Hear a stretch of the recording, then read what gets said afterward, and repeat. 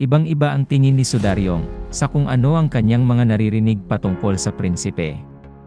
Habang naglalakad ang dalawa ay napatanong naman ang prinsipe kung anong klaseng mga chismis ang kanyang naririnig patungkol dito.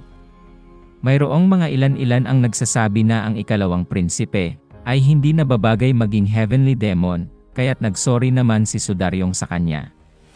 Napatingin naman ang ating bida dito, at para bang ito ay nakikisimpatya sa kanya.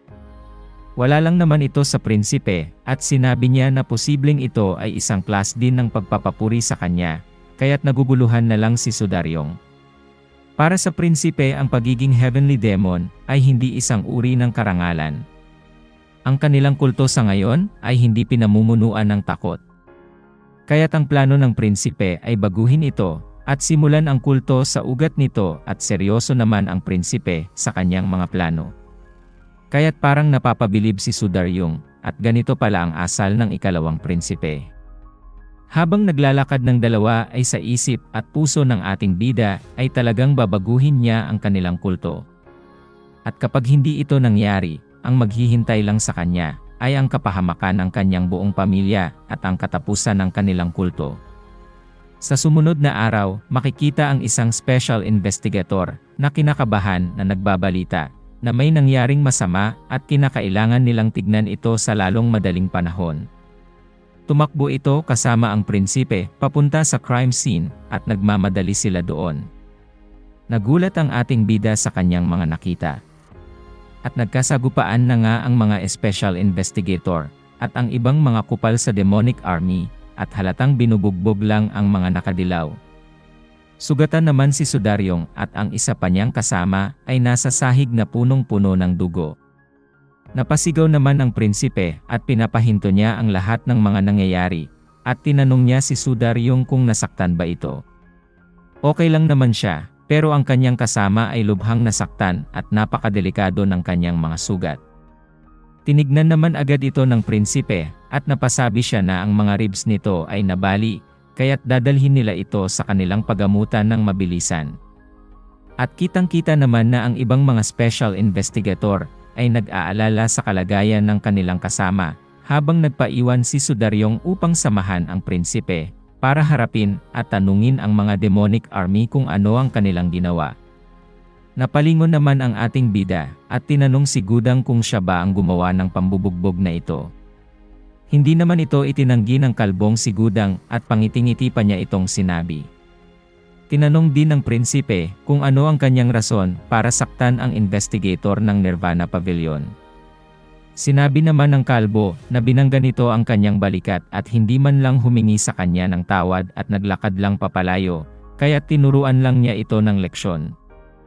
Bigla namang sumagot ang prinsipe at sinabi niyang alam naman nito na si kalbo ang bumangga sa special investigator at kahit pa humingi ito ng tawad ay hinding-hindi niya ito pakakawalan.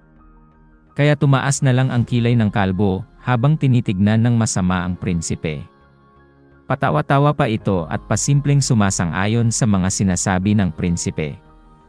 Ngunit bigla namang nagsalita ang ating bida at sinabing sila ay mga poison, at hindi naman maintindihan ng kalbo ang pinupunto ng prinsipe. At tinanong niya ito kung ano sinasabi niyang poison. Sumagot naman ang prinsipe na ang kanyang mga alagad ay ang mga poison sa kanya. Anong kalokohan ang pinagsasabi mo? Sagot ni Gudang.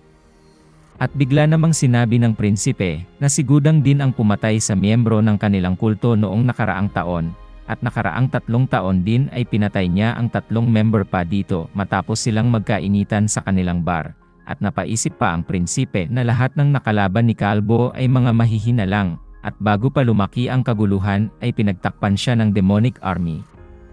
Napaka-arugante namang sinagot ni Kalbo ang prinsipe na napakaraming tanga sa mundo na hindi ginagalang ang demonic army. Naiinis namang sinabi ng prinsipe na kung alam ba nito na nagtataglay siya ng otoridad para magdesisyon sa pagpabitay. Hindi naman makasagot dito si Kalbo. At bigla namang nabalot ng katahimikan ang buong hallway dahil sa mga sinabi ng prinsipe at parang kinakabahan silang lahat. Ano naman kung kaya mo? Panunuksong sagot ni Gudang, at nagdududa nga ito kung kaya ba ng prinsipe na magsagawa ng pagbitay. Nagagalit naman ang prinsipe at napapaisip na ang poison na kanyang tinutukoy ay kung papaano ito kumilos habang nakikita ng ibang mga tao. Sa sitwasyon ngayon ay dapat na kinakabahan na ang kalbo, ngunit siya ay nagmamatigas sa harap ng kanyang mga alagad at masyado nang lumalaki ang ulo nito. Habang papalapit ang prinsipe, ay sinabi niya sa kanyang isipan na wala itong kaalam-alam kung saan siya nakatungtong ngayon. Nagulat naman ang demonic army pati ang kalbo dahil parang susugod na ang prinsipe. Nang malapit na ito, ay naghahanda naman ang mga alagad ni Kalbo para hugutin ang kanilang mga espada. Tinutukso pa nitong sinabi na pag kinalaban sila nito, ang ibig sabihin lang ay kinakalaban din niya ang buong demonic army at makakaya ba ng prinsipe harapin silang lahat. Sumagot naman ang ating bida na kahit sa kahuli-hulihan ay hinding-hindi siya nagtatago sa likuran ng kanyang mga alagad. Nagdahilan naman si Gudang na siya ay na-injure dahil sa isang duwag, at maswerte siya ngayon, maalalang ito ang kamay na binali ng prinsipe matapos silang magkamayan ilang araw pa lang ang nakalilipas.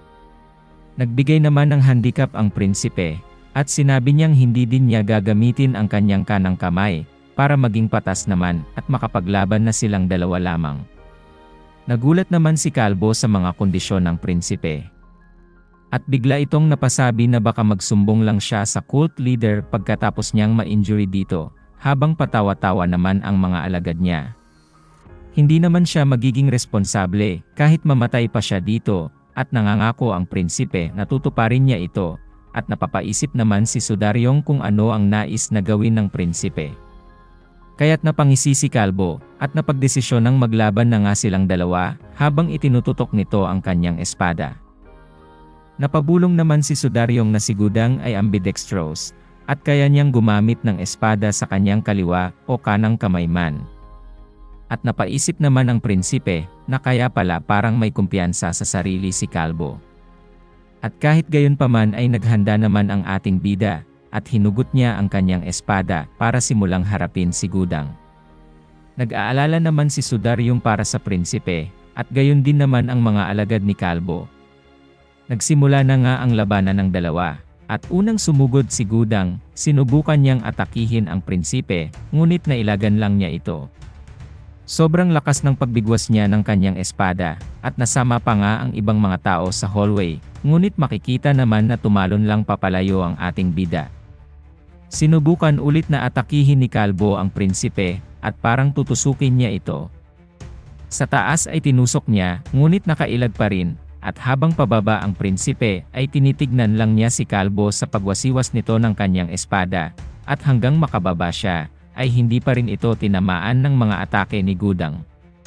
Biglang tumakbo pagilid ang prinsipe, at tinitignan niya ang magiging posibleng atake ni Gudang. Kinuha niya ang kanyang espada at hinawakan niya ito ng pabaliktad. At sa biglaang pangyayaring iyon, tinarget niya ang kaliwang kamay ni Kalbo na may hawak na espada, at ito nga ay lumipad dahil sa sobrang lakas ng pag-atake ng prinsipe.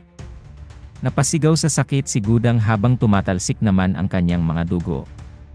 Binasag naman agad ng prinsipe ang mukha ni Kalbo gamit ang hawakan ng espada. At pinabagsak na nga ito ng prinsipe nang ganun kadali lamang. Nagalit naman ang mga alagad nito at sinabing nababaliw na ang prinsipe. Kaya't hinugot din nila ang kanilang mga espada at atakihin nila ito, at sinabi pang puprotektahan nila ang kanilang commander, ngunit napapatingin na lang ang prinsipe sa mga kupal na ito. Napasigaw naman ang sugatan na si Sudaryong, at nag-aalala ito na baka masaktan ang prinsipe. Bigla naman siyang napalingon at matalas ang kanyang mga tingin dito. Isa-isa niyang pinagtutusok ang mga lig ng mga kupal na ito, at nagsitalsikan na din ang kanilang mga dugo.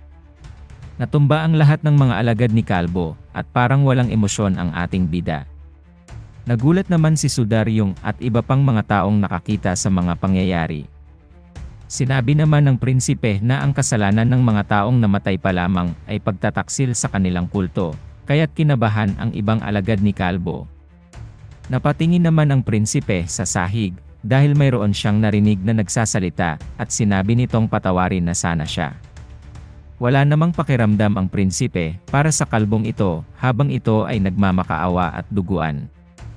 Alam mo ba ang mga nangyari sa mga pamilya ng mga taong pinatay mo matapos ang kanilang pag-aaway sa bar? Sabi pa ng prinsipe kay Gudang. Napapatingin lang naman si Kalbo na sabog ang ilong, nagdududa naman ang prinsipe na naalala pa niya ang mga pamilyang ito dahil wala lang naman siyang pakialam.